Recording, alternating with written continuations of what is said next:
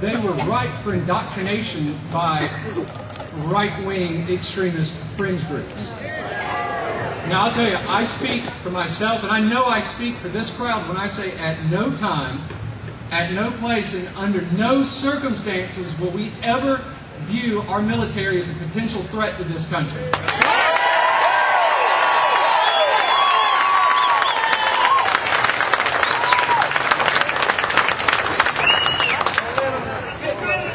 Now, I just have to say, you know, I'm confused day by day from what I'm hearing, because we're in the midst of an economic crisis. What we've heard is that we're in a crisis because we overextended ourselves on credit. We paid more than what we earned.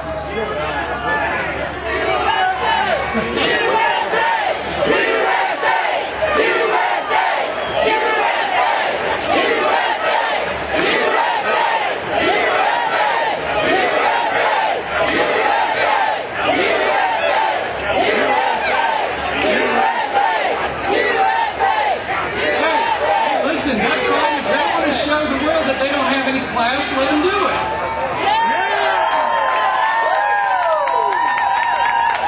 Now, we're told by the current government that we are in the midst of an economic crisis because we spent more than we made. We overextended ourselves on credit. Now, you would think that the cure for that would be to save money, to spend responsibly. But now we're told that the only path to economic salvation is for the government to overextend itself on credit. For the government to pay out more than it's bringing in. Now, I'm going to, you know, this is confusing me, and I remember reading, and I almost don't even want to share this with everybody. This is another extremist, this is another radical. He said that wise and frugal government shall not take from the mouth of labor the bread that it has earned. He said that this was the sum of good government. So I've got the current government on one hand telling me that there's no debate on this issue. There's no debate. We're going to pass a bill, we're not even going to read it. That I'm a fool and I'm a fanatic if I oppose what they're doing. And then I've got this other radical who told me how government should behave, what the sum of good government is. So I guess I can either listen to the current government or I can listen to President Thomas Jefferson and what he told me centuries ago.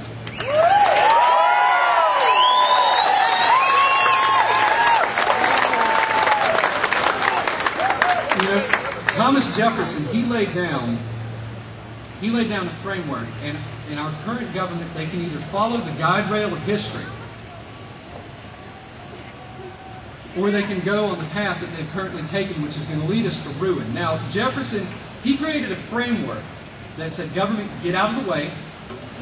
And what happened was the American people created the most prosperous land that this planet that anyone has ever seen.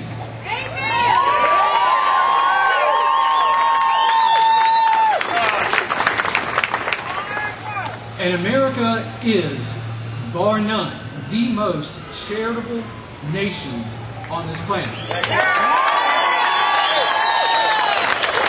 We give more to our people and to other countries around the world than anyone in history. But now we're told that it's not patriotic if we don't pay more.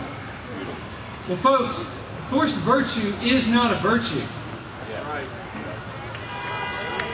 I have a right to keep the bread that I have earned. I have a right to go to my job, to get my paycheck, and to not feel guilty about it. But because we're in the midst of an economic crisis, the government has the right to come in and take my money, to take my children's money, and just print as much as they want.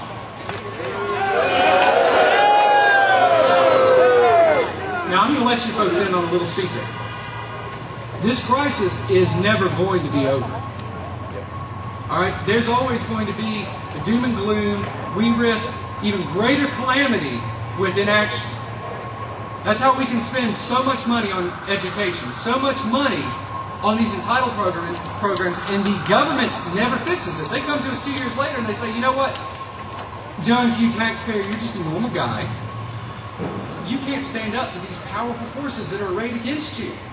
But I've got the system in place, and I can fight the good fight for you. But I just need more money from you.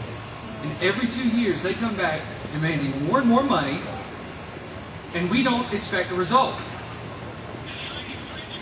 Now, what we have got to do is understand this bait and switch. Folks, look at China. The crisis has never ended in China. You've got a central government over there that says it knows how to dictate what is best for its people, the welfare of its people. And it does that at the point of a gun. The crisis has never ended in Iran. It's been 30 years. They still have their Revolutionary Guard. And you've got Castro in Cuba who's been fighting a good fight for decades to make sure that us evil capitalists don't come in and raise his people's standard of living. But, you know, this is really a lot of what it boils down to. It boils down to what sounds nice and the power of words. The revolution can't ever stop because of the enemies of the revolution.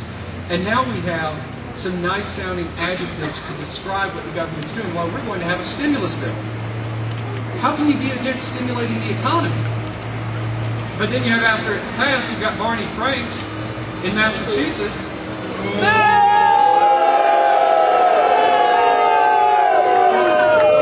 Well, little Barney, he says that the purpose of the stimulus bill is not simply to stimulate the economy. And you've got now this sense from the government, well, you know, stimulus has been overused, so let's create another nice-sounding word. Let's, I know, we'll call it the Reinvestment Act. We're going to reinvest in America. How can you be against that? Recovery. We're for recovering what's been lost. See, this is all one giant switch, and what you've seen, and the way this has happened, and brilliantly, you have to give them credit, this has been a failing of both parties, including the Republican Party.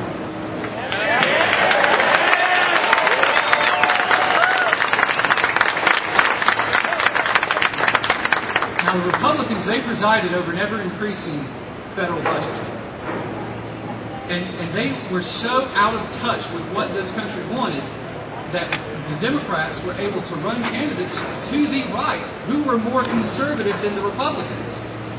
But see, that's the trick, because once you've got enough of them in office, then they have to kowtow to what San Francisco wants. They have to kowtow to what Chicago wants. Because if you're a conservative Democrat in Indiana, or if you're a conservative Democrat in upstate New York, you better toe that line, or else you're going to be ridiculed on TV as a conservative, because that's what it is about. And it's not going to be too long, folks, until now you hear this argument on socialism.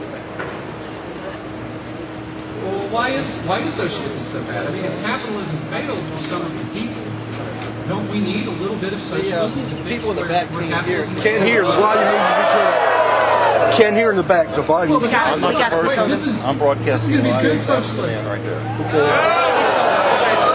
Our socialism has puppy dogs. It's got rainbows. This is red, white, and blue American socialism.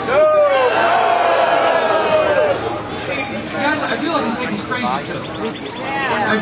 We're streaming live. At no time has socialism ever worked. Nowhere. More people have been murdered under socialism than any other system of government. When you look at the Soviet Union, that was the Union of Soviet Socialist Republics.